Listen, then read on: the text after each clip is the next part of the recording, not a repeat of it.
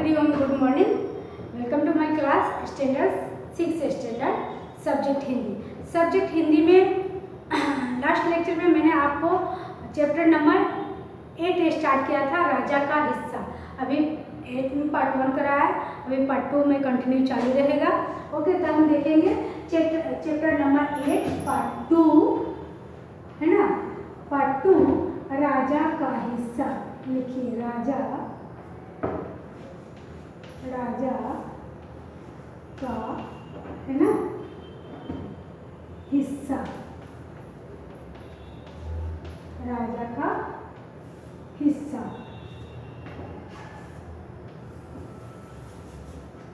राजा का हिस्सा में लास्ट टाइम मैंने आपको इसके बारे में एक्सप्लेन की थी। तो क्या बताया था, शायद आपको याद अभी भी होगा। उसमें क्या इसमें क्या है, राजा का हिस्सा का क्या स्टोरी है कि राजा अपने महल से निकल के प्रजा में भ्रमण करने यानी कि घूमने के लिए निकलता है, ये देखने के लिए हमारी प्रजा क्या क्या कर रही है।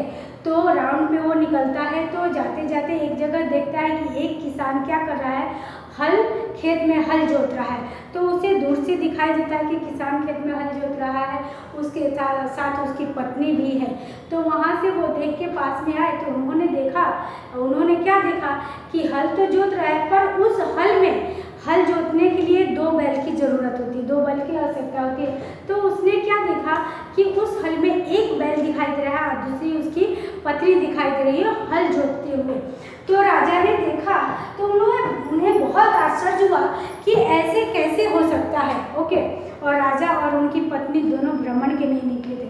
तो उस किसान के पास दोनों गए और जाके उस किसान से बात कर रहे हैं और पूछ रहे हैं कि अरे भाई, ये तुम क्या कर रहे हो? ये खेत में हल चलाने के जगह पे जो बैल काम करता है वो अपने वहाँ पे पत्नी को लगा रखा है कि हल जोतने के लिए बैल 2 की आवश्यकता होती है, और एक बैल के साथ अपने पत्नी को लगा दिया है हल जोतने के लिए। तो आप ये क्या कर रहे हो? आपको पता नहीं कि नहीं, ऐसे नहीं करना चाहिए। तो बोले कि भैया आप कौन हो?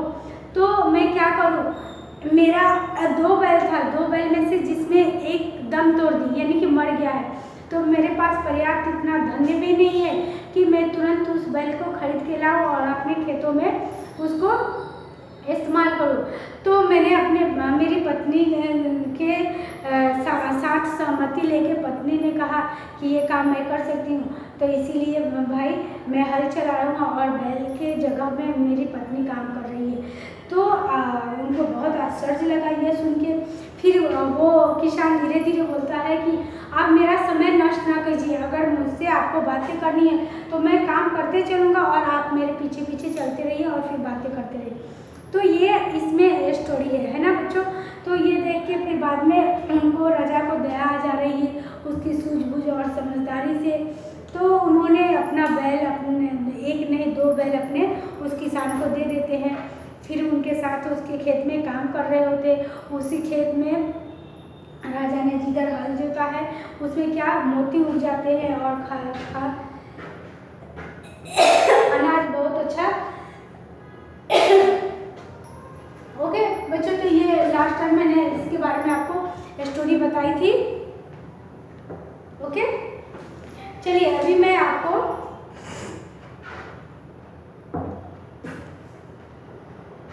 तो ये स्टोरी आपको तो समझ में आ गया ना कि राजा का हिस्सा में क्या स्टोरी है। चलिए आगे टेक्स्ट बुक निकाल लीजिए बच्चों अपना, है ना। टेक्स्ट बुक में देख लीजिए पेज नंबर, अभी ये आपका लास्ट चैप्टर 8 है। तो पेज नंबर हमने कल कंप्लीट किया था 54 तक, है ना। अब 55 में देखेंगे अभ्यास। क्वेश्चन नंबर है फर्स्ट, जैसे निम्नलिखित संवाद किसको कहा और क्यों, है ना। इसमें संवाद बताया गया है कि ये सब किसको और क्यों कहा गया है। तो आप टेक्स्ट बुक में देखिए, पहला क्वेश्चन मैं रीड कर रही हूँ। भले आदमी, तुम यह क्या अत्याचार कर रहे हो? भला कहीं स्त्री को भी हल में जोता जाता है? ये कौन कहता है? राजा जी कहते हैं। राजा जो है ना वो किससे कहते हैं? किसान से कहते हैं कि भला कोई, अरे भले आदमी तुम यह क्या अत्याचार कर रहे हो, भला कहीं स्त्री को भी कोई हल जोतता है। ये किसने कहा, किससे कहा? तो मैं आपको बताई, ये शब्द राजा ने किसान से कहा है कि भला कोई हल जोतने के लिए किसी स्त्री का इस्तेमाल करता है? नहीं करता है। ना किसका करता है? बैल का। हल कौन जोतता है? बैल जोतता है। स्त्री का ये काम नहीं है। बट क्या करे वो किसान, उसके पास मजबूरी था, इसलिए उसने अपने बैल के जगह पर अपनी स्त्री को, अपने पत्नी को बैल के जगह पर खड़ा करके उससे काम करवाता था, बैल का। ओके, तो ये आप एक क्वेश्चन लिख लीजिए, इसका मैं आंसर ओरल बता देती हूँ, शायद आप लिख लेंगे, है ना। यह वाक्य राजा भोज ने किसान से कहा। क्या कहा? यह वाक्य राजा भोज ने किसान से कहा क्योंकि किसान से कहा क्योंकि उसके हल में एक ही बैल था। क्यों कहा बच्चों? क्योंकि उसके हल में एक ही बैल था और एक बैल के जगह पे कौन था? एक स्त्री थी। वो स्त्री कौन थी? उस किसान की पत्नी थी। दूसरे बैल की जगह पर उसकी स्त्री हल जोत रही थी। ओके, तो इस क्वेश्चन का आंसर आपको हो गया, आप समझ सकते हैं और अपने आप से लिख सकते हैं। ओके, फिर से रिपीट करती हूँ, ध्यान से सुनिएगा। भले आदमी तुम यह क्या अत्याचार कर रहे हो, भला ये कहीं स्त्री को भी हल में जोता जाता है। तो यह वाक्य किसान से राजा भोज ने कहा है कि हल जोतने का काम बैल का होता है, बैल की जगह पर आप अपने इसका। चलिए सेकंड क्वेश्चन देखेंगे बच्चों।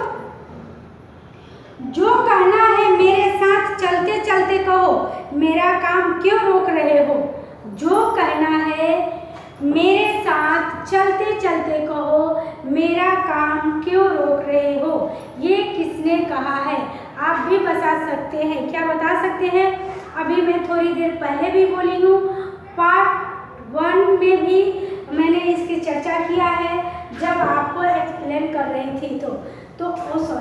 तो इसको ये वाक्य किसान ने किससे कह रहा है? किसान राजा से कह रहा है कि आप मेरा समय नष्ट मत कीजिए। अगर जो भी मेरे से आपको बात करनी है तो आप रुक के खड़े होके बात मत कीजिए, आप चलते चलते मेरे साथ वार्तालाप कर सकते हैं। ओके, चलिए, तो इसका ये आंसर होगा। थर्ड क्वेश्चन का है, थर्ड क्वेश्चन में है भले आदमी इस प्रकार तो तुम्हारी पत्नी थक जाएगी। 3 क्वेश्चन देखिएगा। भले आदमी इस प्रकार तो तुम्हारी पत्नी थक जाएगी और थकावट की वजह से कोई दूसरा कार्य भी नहीं कर सकेगी। वो क्या बोल रही है? थकावट की वजह से दूसरा कार्य आपको नहीं कर सकी। यह वाक्य किसने कहा? और यह वाक्य राजा भोज ने किसान से कहा क्योंकि किसान की पत्नी को दया आ गई। यह वाक्य राजा भोज ने किसान से कहा क्योंकि उन्हें किसान की पत्नी पर दया आ गई, जो हल में बैल के साथ जुटी हुई थी, जोतती थी। तो किसान को देख के उसके ऊपर तरस और दया आ रही थी। ओके, 4th क्वेश्चन पे ध्यान देंगे बच्चों, ध्यान दीजिए। ये मोती तुम्हारे खेत में उगे हैं, इन पर तुम्हारा हक है। ये मोती तुम्हारे खेत में उगे हैं, इन पर तुम्हारा हक है। यहाँ देखिए पिक्चर में कि ये मोती लेके आया हुआ है और ये बोल रहा है राजा से कि उस खेत में जिधर आपने हल चलाया था राजा, उस साइड उस खेत में अनाज न होके मोती उगा हुआ है, तो यह मोती मेरा नहीं, ये आपका है, तो आप ले लीजिए। लेकिन राजा क्या कह रहे हैं? यह मोती तुम्हारे खेत में उगे हैं, इन पर तुम्हारा हक है। तो ये किसने कहा? ये राजा ने किससे कहा? किसान से कहा कि यह जो मोती उगा हुआ है यह तुम्हारे खेत की है ना, तो ये इस पे तुम्हारा ही हक है, किसान के खेत में पैदा हुए मोतियों का स्वीकार करना उन्होंने उचित नहीं समझा। तो किसान ने क्या किया, जो उसमें मोती उगे थे, तो वो किसान क्या बोल रहा है कि मैं ये मोती एक्सेप्ट नहीं करूँगा, मैं स्वीकारूँगा नहीं, इसलिए कि ये मोती सिर्फ आपका है, मेरा तो अनाज है, अगर आपसे ज़्यादा पर्याप्त है या आप और मैं तो लूँगा नहीं, तो आप ऐसा कीजिए कि ये अपने राज दरबार में रख लीजिए, कितने सारे गरीबों की काम में आ जाएंगे और उन्हें मदद मिल सकती है। तो ये सब विचार राजा देख के बहुत प्रसन्न हो जाता है। ओके, हाँ 5 नंबर में देखेंगे, नहीं महाराज, आप इन्हें राजकोष में जमा कर ले और गरीबों की भलाई के लिए काम में ले ले। यह वाक्य किसने किसको कहा? नहीं महाराज, आप इन्हें राजकोष में जमा कर ले और गरीबों की भलाई के लिए काम में ले ले। यह वाक्य किसान ने राजा से कहा है। राजा से कह रहा है कि ये जो भी मोतियां है, जैसा भी है, इसको परिश्रम करके ही उसके खेत में उगे हैं, इसलिए यह मोतियों पर हक सिर्फ आपका है। ओके,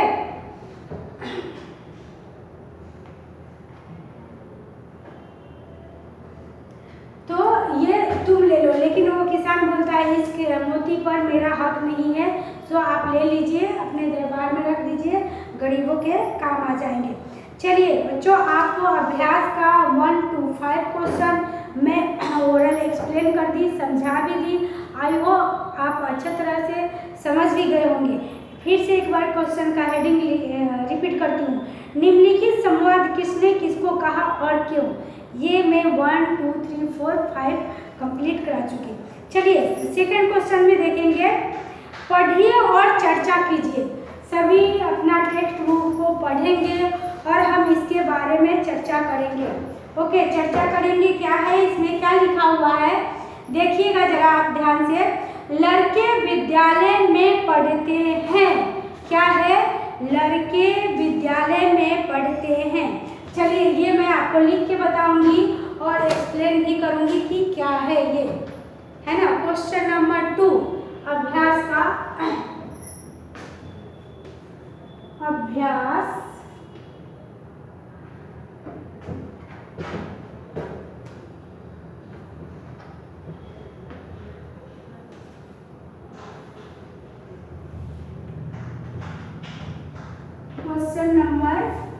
क्वेश्चन नंबर दिख रहा है, हाँ, क्वेश्चन नंबर 2। ओके, इसमें क्या है आपको कि पढ़िए और चर्चा कीजिए। पढ़ना भी है और आपको चर्चा करना है। पढ़िए, है ना, और चर्चा कीजिए।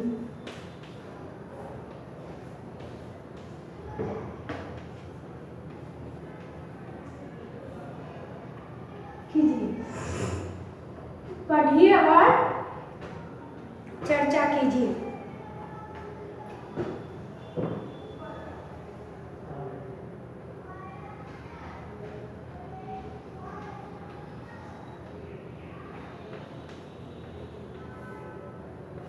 क्वेश्चन नंबर 2, चलिए पढ़िए और चर्चा करना है आपको कि इसमें क्या दिया गया है।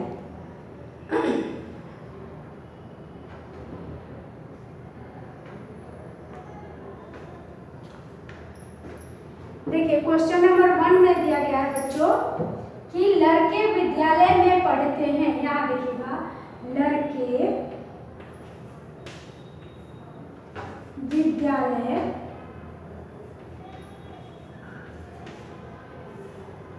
है ना, लड़के विद्यालय में पढ़ते हैं।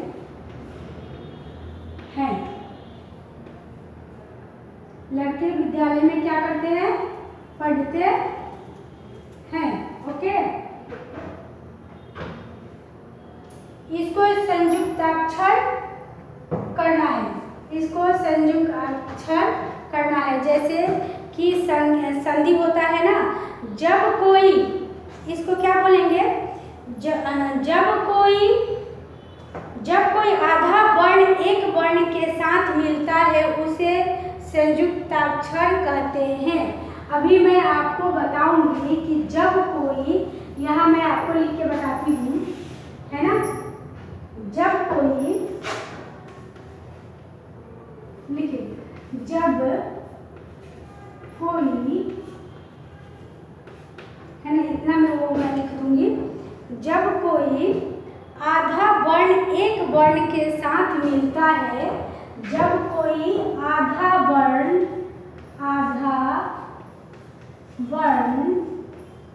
है ना, जब कोई आधा वर्ण एक वर्ण के साथ मिलता है तो उसे आधा वर्ण एक वर्ण के साथ मिलता है, उसे साथ मिलता है ना, है उसे, आप ध्यान से देखिएगा कि मैं आपको थोड़ा अलग विलोम शब्द तो कराती ही थी, उसे संयुक्ताक्षर कहते हैं। क्या कहते हैं? संयुक्त अक्षर कहते हैं।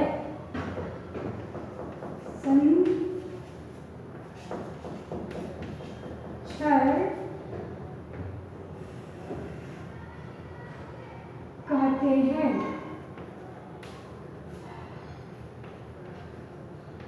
है ना।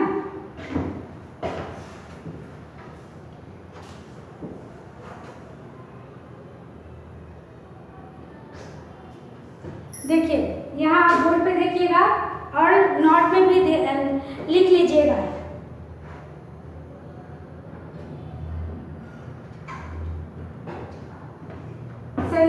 संयुक्ताक्षर किसे कहते हैं? जब कोई आधा वर्ण, जब कोई आधा वर्ण एक वर्ण के साथ, जब कोई आधा वर्ण किसको बोलते हैं मैं अभी आपको बताऊंगी। जब कोई आधा वर्ण एक वर्ण के साथ मिला है उसे संयुक्ताक्षर कहते हैं। ओके, यहाँ मिलता है, ओके, यहाँ लिखा हुआ है जब कोई आधा वर्ण एक वर्ण के साथ मिलता है उसे संयुक्ताक्षर कहते हैं। चलिए अब यहाँ लिखेंगे, मैंने क्या लिखा है, लड़के विद्यालय में पढ़ते हैं। ओके, अब यहाँ हम कैसे लिखेंगे देख लीजिए जरा। ये है आपका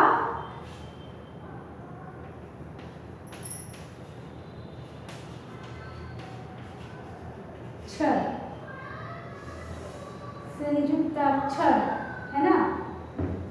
तो यहाँ क्या है, ध, ये है आपका ध, इक्वल टू ध बराबर, है ना, द, क्या लिखेंगे हम यहाँ, द प्लस य।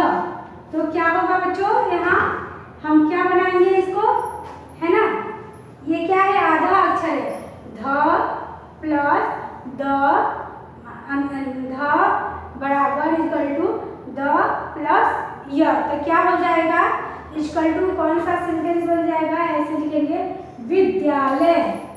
विद्यालय, विद्यालय किसको बोलते हैं, जिसमें आप पढ़ने जाते हैं। ओके, स्कूल को विद्यालय, पाठशाला, है ना, बोलते हैं। तो ये क्या यहाँ दिखा है आपका, संयुक्ताक्षर, ध बराबर द प्लस य, विद्यालय। ओके, तो हम कैसे लिखेंगे इसका उत्तर प्रमाण में कैसे आएगा,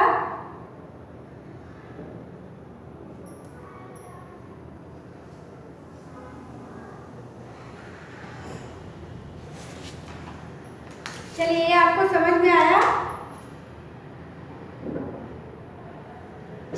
जैसे आपका आ जाएगा अब द प्लस य इक्वल टू क्या आएगा, उत्तर प्रमाण में आएगा द प्लस य प्लस ध, द प्लस य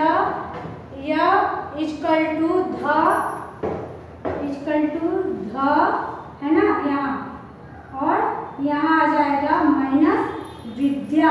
क्या हो जाएगा? विद्या। तो क्या हो जाएगा? द प्लस य प्लस द प्लस य, विद्या। हो गया ना? फिर दूसरा हम देखेंगे द्वार। दूसरा है भिखारी द्वार पर खड़ा था। भिखारी क्या था? द्वार पर खड़ा था। दूसरा नंबर देखिए आप, सेकंड है भिखारी द्वार पर खड़ा था। भिखारी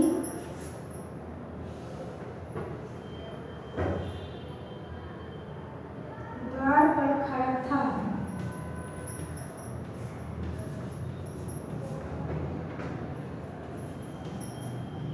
खड़ा था, है ना? आप बोर्ड पे देखिए, भिखारी द्वार पर खड़ा था। तो इसका संयुक्त अक्षर कैसे लिखेंगे हम? ये पहले लिखेंगे संयुक्त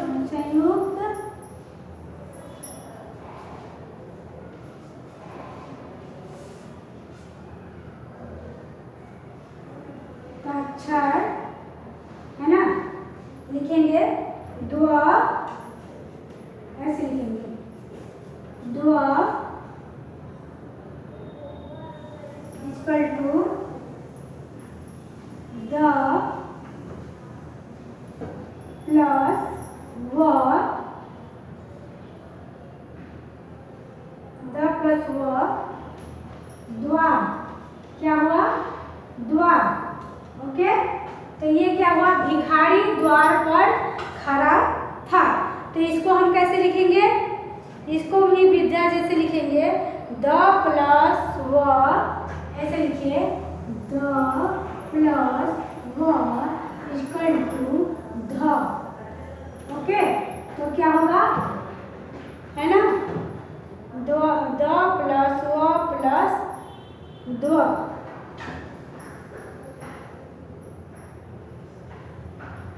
तो ये क्या हो जाएगा? द्वार। ओके, चलिए, ऐसे कितने सारे शब्द हैं इसमें भी है, अलग से भी आ सकते हैं बच्चों।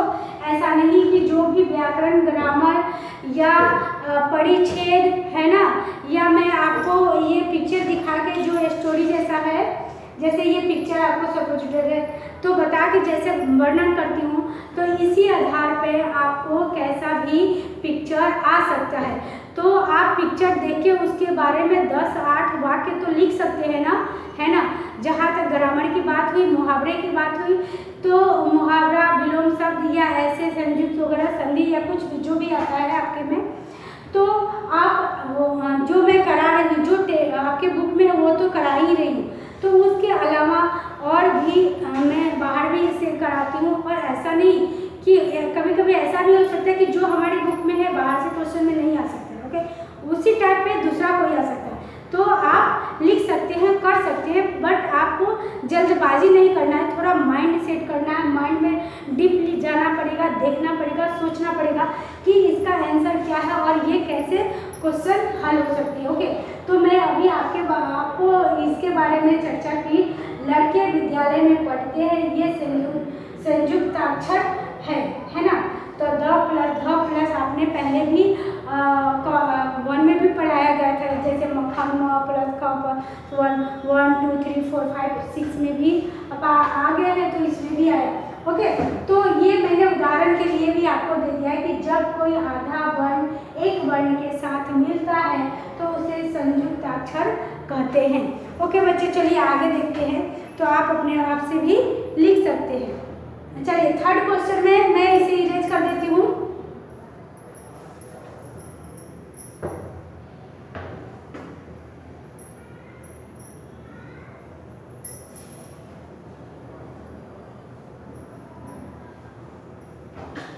चलिए, थर्ड में है आपका, यहाँ शुद्ध घी मिलता है। 3 नंबर में आप देखिएगा, यहाँ क्या है? शुद्ध घी,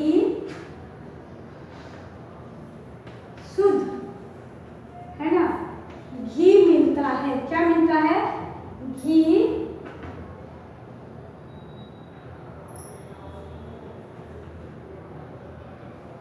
मिलता है। चलिए,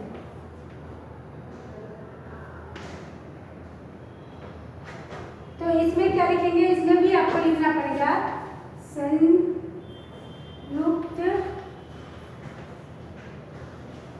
क्षर, है ना। फिर आप लिखेंगे द्वय इक्वल टू द प्लस घ, द प्लस ध, तो क्या होगा, शुद्ध। क्या लिखेंगे हम यहाँ, शुद्ध। ये आपका शुद्ध हो गया, ठीक है। तो इसी तरह से आपको 4th नंबर में आ जाएगा, शुद्ध को कैसे लिखेंगे, जो मैं पहले बताई थी वैसे ही आपको इसमें भी करना है। तो शुद्ध को कैसे करना है, शु को करेंगे पहले द प्लस, है ना,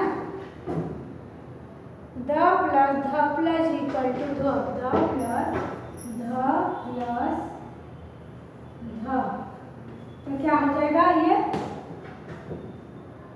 शुद्ध, शुद्ध।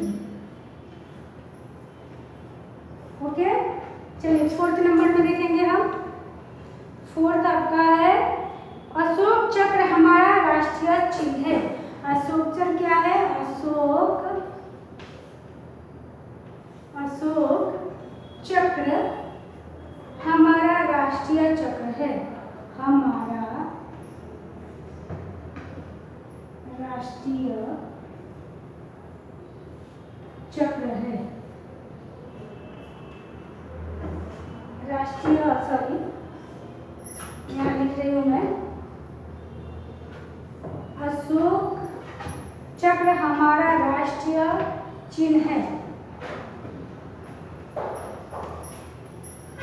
चिन्ह है। ओके, यहाँ हम डैश दे देंगे, है ना। उसके पहले भी विद्यालय पे डैश आए, उसके पहले भी विद्यालय पे डैश आएगा आपका, और मैंने जो शुद्ध लिखा है वहाँ भी ऐसे डैश आएगा। इससे मैं व्हाइट वाला से कर देती हूँ, है ना। विद्यालय पे भी डैश आएगा ऐसे, और ये सॉरी ये शुद्ध पे और यहाँ चिन्ह पे, है ना। जो मैं पहले विद्यालय का बताई थी वहाँ विद्यालय के भी पास ऐसे आपको डैश देना है। ओके, चलिए, तो इसमें क्या है, अशोक चक्र हमारा चिन्ह है। अशोक चक्र क्या है, हमारा चिन्ह है। तो इसको कैसे लिखेंगे हम, इसमें भी लिखना है आपको युक्त क्षर, है ना। तो इसमें कैसे लिखेंगे, हा इक्वल टू ह प्लस न, है ना,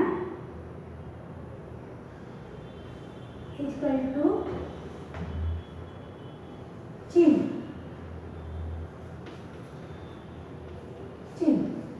बराबर चिन्ह। ओके, तो इसको कैसे हम लिखेंगे, आपको मैं बता दूं, ह प्लस न इक्वल टू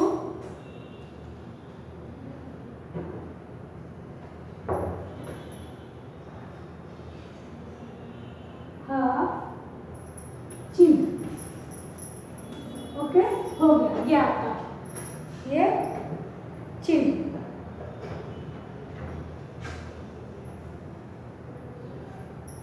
चलिए, ये आपका हो गया। देखिए इसमें और भी ये मैंने 4 लिखाया, 5 भी है, एक ब्राह्मण पूजा कर रहा था, तो उसमें भी आप ऐसे ही लिखेंगे संयुक्त ह प्लस म प्लस ब्राह्मण, आपके टेक्स्ट बुक में है।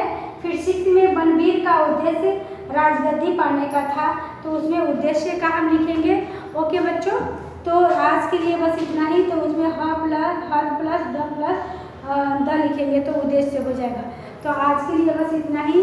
Okay, thank you, Hariom.